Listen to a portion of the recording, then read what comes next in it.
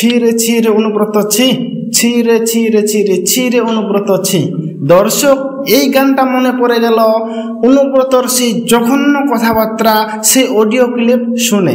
দর্শক আপনারা শুনেছেন আপনারা অডিও ক্লিপটা, সেই অনুব্রত মণ্ডল বোলপুরের আইসি কিভাবে জঘন্য জঘন্য জঘন্য জঘন্য ভাষায় গালিগালাজ করে, এমনকি মা বোন ইত্যাদি নিয়ে কথা জঘন্য ভাষায় গালিগালাজ করে। জানি না বোলপুরের আইসি কিভাবে সেই কথাগুলো শুনেছেন, বাট এত জঘন্য যে ধারণা করা যায় না।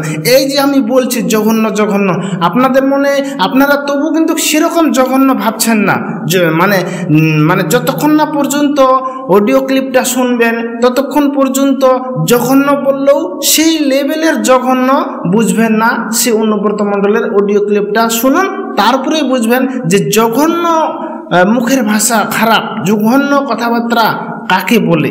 শুনুন। তোর পশু ডেপুটেশন দিয়ে তোর বাংলো পর্যন্ত যাব, তোকে বার করে নিয়ে আসবো। বল বল বল বল বল বল বল বল। হ্যালো, বল। আপনি কি বলছেন? আমি অনুব্রত মণ্ডল বলছি। তোর বউ দারুণ দেখতে, আমার কাছে নিয়ে এসছে এটা। বল বল বল বল। তুই ফোনে রেকর্ড করছিস, আমি সব জানি। না না, পশু যখন ডেপুটেশন দেবে না, তোকে কোয়ার্টার থেকে মারতে মারতে নিয়ে আস। না কি হয়েছে, মানে ঘটনাটা কি জানিস না সিঙ্গিতে কি হয়েছে? হ্যাঁ হ্যাঁ, এই পশু তো কাল পশু ডেপুটেশনের ডেট কর, বার করে 13,000 বোলপুরের লোক হয়েছে না? 13,000 12,000 লোক হয়েছিল বোলপুরে, প্রচুর লোক। কথা বলেছি তোর মাকে হচ্ছে রে বউকে। আপনি আপনি আপনি একজন দায়িত্বপ্রাপ্ত লোক, আপনি এভাবে কথা বলছেন? পুলিশকে গাল দেওয়ার কথা আমি কোনদিন ভাবতেই পারি না। পুলিশকে গাল কেউ যদি দেয় আমি তাকে অপমান করি, এটা আমার বরাবরকার স্বভাব। এবং পুলিশের যখনই যে কোনো এসপি হোক, এসডিপি হোক, অ্যাডিশনাল এসপি হোক, যারা আমাকে যখনই যা বলেছে যে এটা দেখে দিন, আমি দেখে দিয়েছি। পুলিশের পাশে সবসময় লোক দিয়ে যেমন করে হোক আমি তার কোনো ঝগড়াঝাটি করতে দিই না। আমি খুব দুঃখিত, কারণ আমি ওষুধ ফষুধ রাখতে খাই তো অনেক ঘুমের, আর আমি এখন 10টার সময় ঘুমিয়ে যাই এবং ঘুমের ট্যাবলেটও খাই। সেই সময় ঘুমটা ভেঙেছে। নুরুল যে ছেলেটা আমাদের খুব ঘি দেওয়ার খুব ভালো ছেলে, ওর বাবা বলতো আমাদের দল করতো, বাবার করার পর ও দল করে, খুব নিরীহ ছেলে, ভালো ছেলে। ওকে যখন শুনি যে মেরে পা হাত ভেঙে দিয়েছে, আমার মনটা খুব খারাপ। আমি আইসিকে আমিও বলেছি, চাঁদুও ফোন করে বলেছে যে আপনি তাড়াতাড়ি যান, যে অন্তত ছেলেটাকে কাছে হসপিটালাইজ করুন। তো উনি আমাকে একটা অন্য ধরনের কথা বলেছে, সেটা আমি আর বলতে রাজি নয়। তখন আমি নিজের রাগ সামালতে পারিনি, এটা স্বাভাবিক আমি বলেছি। এর জন্য আমি দুঃখিত, আমি ক্ষমা প্রার্থী। এটা যদি স্বাভাবিক আমার মুখ থেকে এই কথাটা বেরোনো উচিত নয়, তার জন্য আমি দুঃখিত এবং ক্ষমা প্রার্থী। তো দর্শক শুনলেন তো অডিও ক্লিপটা, শুনে কেমন মনে হয়? একজন জনপ্রতিনিধি কি করে এই ধরনের মুখের ভাষা, জঘন্য মুখের ভাষা ব্যবহার করতে পারে? আমি তো এটা ভেবে পাচ্ছি না। আমি আগে জানতাম যে অনুব্রত মণ্ডলের মুখের ভাষা খারাপ। অনুব্রত মণ্ডল মানে ভয় দেখায় লোককে, এবং কি ধমক দেয়, ধমক দেখিয়ে নিজের ভয়টাকে করে রাখে, এবং কি জঘন্য ভাষায় মুখের লোকের সঙ্গে কথাবার্তা বলে। কিন্তু এতটা জঘন্য আমি ভাবিনি যতটা জঘন্য এই অডিও ক্লিপটা শুনে আমি ভাবলাম। মানে জঘন্যরও একটা কিন্তু সীমা থাকে, লাস্ট সীমানা থাকে। কিন্তু অনুব্রত মণ্ডলের এই জঘন্য অডিও ক্লিপটা শুনে সেই জঘন্যর সীমাটাও একদম অতিক্রম করে গিয়েছে। ভাবতে পারছেন দর্শক?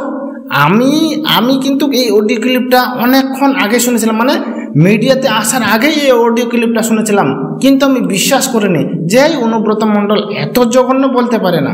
বলতে পারে একটু, কিন্তু এত কোথায় কোথায় যে এরকম জঘন্যতা মুখের ভাষা প্রকাশ পাচ্ছে বা বলছে, আমি এটা কিন্তু মানে মেনে নিতে পারিনি যে এগুলো হয়তো এডিট করে এআইকে টুল এডিট ফেডিট করে হয়তো এরকম করেছে, কিন্তু এরকম বলতে পারে না। এত জঘন্য মুখের ভাষা খারাপ একজন ব্যক্তির হতে পারে না।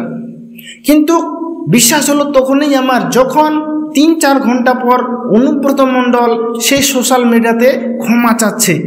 ভাবতে পারছেন, সেই ক্ষমা চাওয়াতেই আমি কিন্তু অবাক হয়ে গেলাম যে সত্যি তাহলে অনুব্রত মণ্ডল এইভাবে কথাবার্তা বলেছে একজন আইসির সঙ্গে। ভাবতে পারছেন, একজন পুলিশ আইসির অফিসারের সঙ্গে এই ধরনের কথাবার্তা বলেছে, তাহলে একজন সাধারণ মানুষের সঙ্গে অনুব্রত মণ্ডল কিভাবে কথাবার্তা বলে, এটাই তো আমি ভেবে পাচ্ছি না।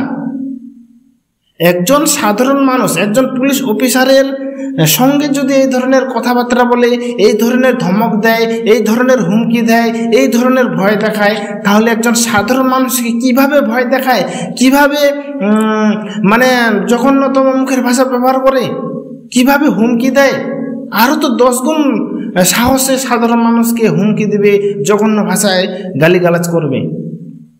দর্শক, তখনই আমার বিশ্বাস হলো যখন অনুব্রত মণ্ডল ক্ষমা চাচ্ছে, বলছে যে আমার ভুল হয়ে গেছে। ভুলেরও একটা সীমা থাকে, ভুল বললে কি ক্ষমা করে দেওয়া যায় নাকি? এত মুখের ভাষা খারাপ, 2-1টা মুখের ভাষা খারাপ এটা মানা যায়, এটা সরি বললেই মেনে নেওয়া যায়। কিন্তু এখানে কথায় কথায় জঘন্য, কথায় কথায় মা বোনদের, সেই অফিসারের মা বোন ইত্যাদি এদেরকে টেনে আনছে, এদেরকেও বকা দিচ্ছে জঘন্য ভাষা। একদম কি বলবো দর্শক, মানে আমার মুখে আসছে না সে কথাগুলো।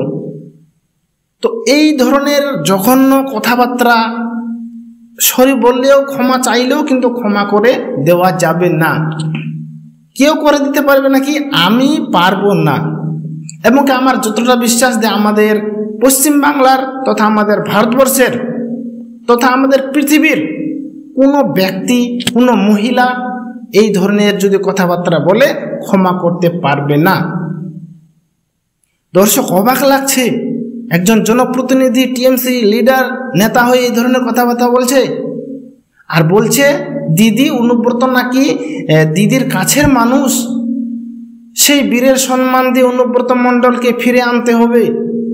বাহ, এই বীরের সম্মান, বীরের এই গুণ, এত নোংরা,